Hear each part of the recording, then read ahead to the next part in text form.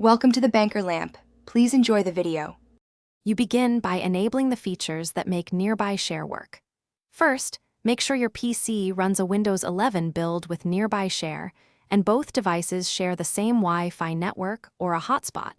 This speeds discovery and avoids using cellular. Turn on Bluetooth and Wi-Fi, then open Settings System Nearby Sharing. Choose a sharing scope, Everyone Nearby for quick transfers, or My Devices only for tighter control, so devices can discover and connect securely before you send files. Now you send a file. In File Explorer, right-click the item and select Share, then pick Nearby Sharing. You'll see available devices. Select the intended PC and wait for the receiving user to accept. Once accepted, the transfer proceeds over Wi-Fi for faster speeds and to avoid data charges, so make sure both devices stay awake.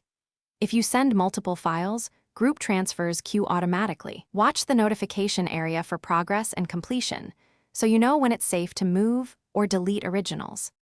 Complete the process by locating received items. Nearby Share defaults to your Downloads folder unless you choose otherwise. Then verify file integrity before closing apps.